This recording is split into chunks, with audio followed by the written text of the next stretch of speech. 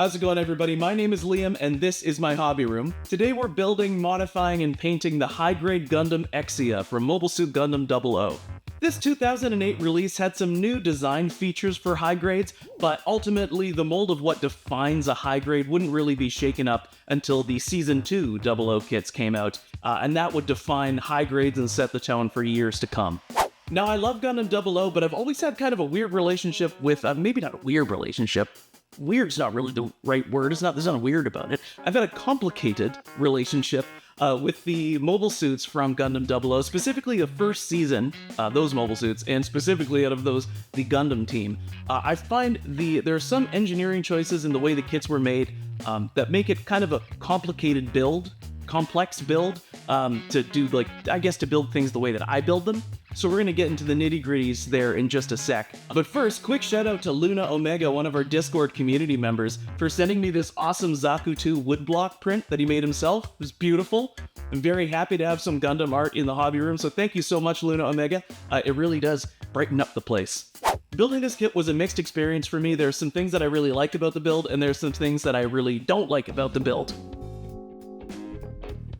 With all that being said, this is a deceptively complicated little model kit. The build is simple, but I found that a lot of the details to either be too shallow or softly molded. Maybe the age of the mold, who knows? I don't know. I'm not a doctor.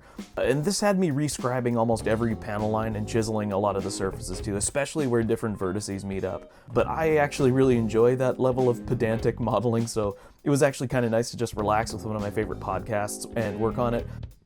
So this kit came out in 2008, and it lacks a lot of the modern articulation and posability that you may be used to. The only notable points they're actually kind of sticking points for some people that I want to cover are the lack of double elbow joints in the arms and the static-ish hips. The hips are ball jointed, and they do swing a little bit, but the socket portion on the leg, like on the thigh, is stuck in place. So, you know, that may be a big deal to some people. I don't really care, but I just thought I'd point it out. There are some fairly delicate parts too, which can fall off or become loose through handling. I find the shoulder portals on either side of the torso are attached via this single small ball joint, and it makes the connection at least on my copy, pretty loose. However, I've done quite a bit of sanding on my kit, so some of that looseness is actually my fault, but that's why the arms tend to fall off all the time, so if you see me pick this up in a sec, they'll probably fall off. But that's okay. Once it's all painted, it's going to be fine. The last thing I want to mention about the main build would be the seam lines. There are actually a lot more than I remember on this kit, and some of them are actually kind of complicated to close if you want to do a full painted build, as it means you're going to be masking, which is, it's like the only part of a build that I just dread is doing masking. I don't know why. I don't know why I'm like this. So I'll have to keep that in mind. So to that end, let's talk about modification. First up are the arms. I find the proportions a little bit strange to me. For instance, I find them to be a bit gangly and long, so what I'd like to do is saw down the bicep portion just a little bit to remove about 1 millimeter from it, and then reattach the elbow peg there, because the elbows are on a peg, which is interesting. But while we're here, we may as well talk about these soft rubber cables here. Get these rubbery pieces on a few of the 00 HG kits. They're not rubber, but they're very soft and bendy. The main thing that I don't like about them is that the mold line runs down either side, like the flat sides, as well as how thick these pieces are. I find that kind of throw off the scale, and the mold line is kind of difficult to remove due to how soft they are. So what I'm going to do is replace them with a piece of clear plastic packaging, just cut to the same size. Heat them a little bit so I can bend them into shape. I think these will look more convincing later on after I paint them a little bit, but for now, we can leave them be. The shoulder pauldrons feel like they're maybe a little bit too long. I don't know, maybe. It's kind of growing on me, but they just feel like they stick out way too far, especially something that's supposed to have a lot of arm mobility. It's swinging its arms around all the time, whipping swords and daggers at people. So I just feel like maybe these should be brought down a little bit. So what I might do is just cut them in half, maybe along the line of the top of the pauldron, and then cut a bit off of the center, and just kind of squish them together a bit more. Another thing I'm going to do is, because we're going to be cementing this shoulder pauldron closed, is I'm going to insert this little piece here, which will feed a peg through it, and that way you can attach the arm, because I've cut off pegs that attach the arm to the shoulder, so it just makes it easier for me. I just kind of very roughly cut this to size. Now, I don't really remember where I put my calipers. Actually, I'm pretty sure I remember, and they're in another room, and I just don't feel like getting up, so I'm just gonna leave them there and do this by hand. Okay, So this is going to fit right in there. Good, excellent, yes. Okay, and if you're wondering, I drew these little lines here because where they intersect with the center line is where I will drill the peg, the 3mm peg for the arm to fit through on this thing here. So that's what that's about. But anyways, we gotta let this cure and then we can come back to it. Okay, well, now it's time to, do this, put these things together. The fit's not gonna be perfect, there's gonna be a couple gaps, but that's okay.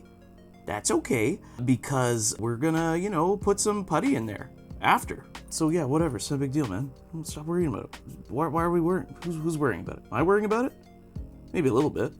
Okay, so perhaps this is a bit of a dramatic overreaction to the shoulders being a bit too long. Because, like, realistically, does that look much shorter than what you remember seeing a little while ago? No, probably not. And you know what? That's true. It's only about 1.5 millimeters shorter. 1 or 2 millimeters, maybe. But I think, to my eye, this looks better. So that's what we're rolling with. So this is gonna cure, and I'm gonna put some putty in there to close up those gaps in the meantime. After that, I'm gonna do a little bit of scribing on these 2 pieces of plot plate here that will allow the shoulders to slide onto the rest of the torso, that thing. But for now, let's put some putty on these. And there we go. So we have all of the epoxy putty in there. I'm gonna check back just a little bit here and firm it up with my spudger here. This is a spudger. This is what I call a spudger. It's just what I call it. And then we'll continue with the build. Alrighty, so the pauldrons are done. I did a bit of scribing on these parts here. Some of it's freehand, so it's a little wonky, but that's okay because it's mostly not going to be seen. And then underneath, I sanded the epoxy putty down, so it's mostly clean. Oh yeah, another thing I wanted to point out, I used some epoxy putty to fill the inside of the skirt armor because it was hollow and it looked kind of goofy, and also the back of the front skirts. I filled that in as well with epoxy putty. I think that's pretty much it for filling. As for the hands, you get 2 generic holding hands and 1 splayed one on the left-hand side. These are serviceable, but using a hobby knife and a careful hand, I've sharpened the detail on the splayed hand, making sure to remove all of the mold lines on it. I found some resin printed hands online for 1:144 scale 00 kits. I'll try and find that link and share it in the description below. They're pretty good. And they're just closed fists, so that's great. That's pretty much all I need in any build. I think they look great, so I'm gonna use those. So these little knee joints that go into the thigh, I'm just gonna paint these beforehand, mask them off, and then assemble them into this bad boy. This guy right here. That guy. So I'm gonna paint these right now. Ta-da! And then making sure that I'm putting it in the right way. Just slide that in there. And then I'm gonna cement this closed. And that should be fine, right? Right? I guess we'll see. Next up are the legs. Hey, look at these gams. The legs are mostly fine, but there are a few places I want to fix up. The construction of the lower legs is similar to the arms, whereas the 2 halves of it are assembled by sandwiching the knee joint. It's a unique kind of knee joint, not a polycap, but a big circular assembly. Might be difficult to mask as is. So we're going to work on the seam line on the back of the leg. Let me just move this stuff out of the way. What am I doing here? Making a big old mess. So how I'm gonna do this, it's a 2-part strategy, is this little knee joint here tabs into this piece, like this. So all I have to do is remove these. This is gonna go flying, I bet. No idea where that went. So the knee is double jointed. This is the second joint on it. What we wanna do with this, so we can close those seam lines, is first take this part off, and then we're just gonna saw off this tube, this little tube piece. So I'm gonna try and keep this straight as I do that and not gouge the plastic any more than I have to. And to make sure this all still works, we'll just put this together. We can close these seam lines now. We'll close it like this, but I'll show you how it will fit. I'm gonna put this tube back in. So even with this seam line closed, there'll be just enough flexibility for it to snap back into place just through the bottom. And then this one, we're going to leave the tab on the front on there. And so that way, when we slide it together, it will be able to be cemented in like this. And then we'll have a working knee that has no seam lines. Isn't that fun? Isn't that cool? Now, people say all kinds of stuff about seam lines. I really don't like them. If you don't mind them, then you don't have to worry about any of this stuff, man. You can just build the kit, do whatever you want with it. I just don't like them in my own collection, so that's why I take them so seriously. One thing I wanted to mention about the head that I thought I did before, but I guess I did not as I'm looking back for my footage right now. is the head comes in a couple pieces. Well, comes in a few pieces. The first are the two halves of the helmet armor, and then there is this back portion here that slides in, and there's a really nasty seam line, which you can see was this gray line of putty here, which I just had to fill in with some more putty. Yeah, I wanted to get rid of that seam line, and then these two up here as well. But the problem with putting this piece in is that these little ear fin parts were attached to it. So I severed those. I just sliced them off first, and then I'm going to glue them in after. The reason why I had to remove those is because there's a clear part. It's very complicated actually for this. There's a clear part that slots into the side of the head, and this back portion with the ear fins locks it in place. So it's impossible to get that in without cutting the clear piece, which would stress it, which would make it look funny. So for now, this is what I figured I'd do. So those will be glued in at the end. The last thing I want to do, as you'll notice, I have cemented the head closed, and we're like, oh no, how's it gonna fit? You're not gonna be able to get the face in. That's true, but what I'm gonna do here is I'm going to cut the back off of the face part. Now I'm going to attach the little mouth plate thing, and now this should be able to, might not be. All right, so I had a little bit of trouble fitting the faceplate inside of the head, or the helmet area, once everything was put together, and I really thought it would work, but it wouldn't. So what I did instead is I just cut off this piece of the, I guess like the cheek armor right here. I don't know if you can see that. See that? Heard about this? Seen this? Heard about this? Hey everybody, it's me again. I just wanted to say, if you like building, or if you want to get into painting your kits, or if you have hobby questions, or if you just want to share stuff that you're working on or see stuff that other people are working on, then you should go ahead and join the Liam's Hobby Room Discord. It's free! That's great! You can do so down in the description below. It's a great community. We have a lot of supportive people on there. That's the vibe, by the way. It's just everyone's working on stuff they love, and we're just kind of supporting one another through it. And we talk about hobby stuff. We share tips and tricks and all that. There's a lot of really talented modelers in this channel, and everyone's super nice, so I'm really happy to be a part of this little community. Thank you very much. There's also a resources channel that I've shared in the Discord server that has some things that I've created that I think will be helpful. There's a paint guide in there that I wrote, covering a bunch of different types of paint, how to use them, what the pros and cons for each one are, all that kind of stuff. There's an introduction to airbrushing guide that I wrote. It's needlessly over-detailed, but I think I made it very easy to read. But again, the real draw for joining the Liam's Hobby Room Discord server is just the stellar group of folks that have come together to share and support one another, and just explore the world of Gunpla. That, for me, is what the Gunpla hobby is all about. So onto the accessories here. The Exia comes with quite a few little accessories, and they're pretty cool. So it comes with the GN swords. That's the two of them mounted on the hips, and obviously the big one here attached to the arm. You get the GN shield, which is molded entirely in blue on its face, and not on the back, it's just in gray. And then you get 4 beam saber hilts. They don't come with any clear, this kit doesn't come with any clear blades, but it does come with a nice white toothpick. So as I mentioned before, I did do quite a bit of scribing and chiseling on this kit just to sharpen up a lot of the details. And while they might not necessarily be as noticeable like this, they for sure will be on the finished painted kit. So there's that. You'll see that when we're done. But yeah, with that said, that's pretty much it for modifying this kit. I think the next step is painting. So what I did was I cut off a piece of the cheek armor right about here, and I'll just glue it back in place once the rest of the head is painted. So yeah, not a huge deal. Just had to saw that out, and I was very careful about it because I didn't want to ruin anything. Whoops, oh dear.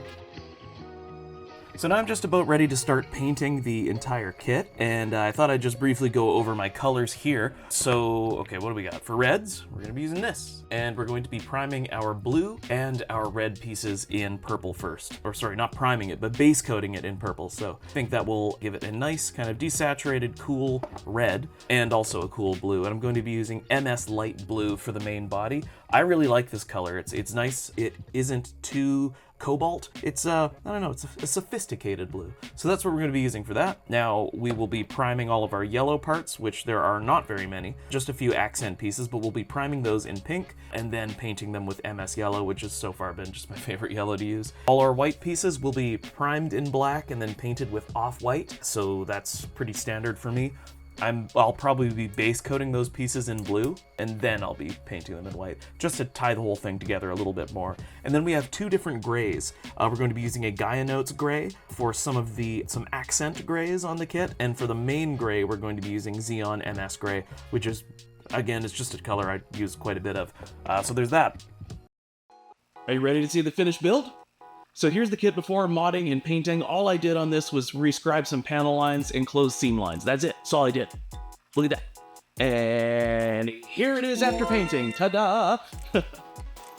This kit has a lot of potential baked into it, and I think it did a pretty okay job of bringing it to life, though obviously I did a lot of modeling techniques and things on there that we talked about throughout the video. All of that obviously is completely optional. That's just whether or not you like it or not, whether or not you like doing that stuff. I like that stuff.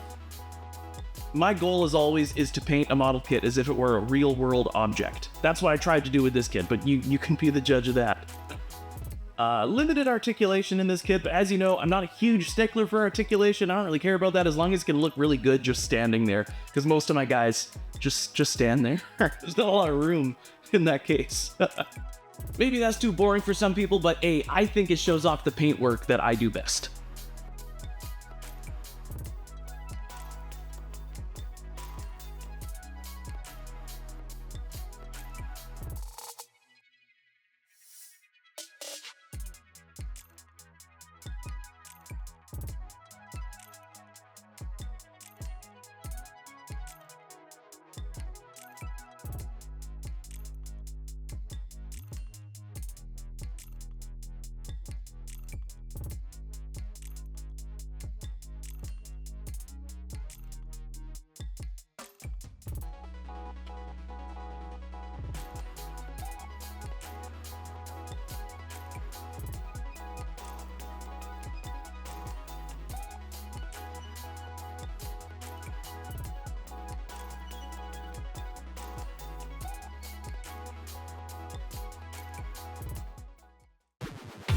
Okay, thank you for watching, everybody. I hope you enjoyed the video. I hope you enjoyed the modeling and all that stuff. I'm going to be doing some more 00 stuff because I'm kind of on a 00 kick right now. A little 00 kick. Ow, good. Remember to take care of one another, share this amazing hobby, and I'll see you guys next time on Liam's Hobby Room.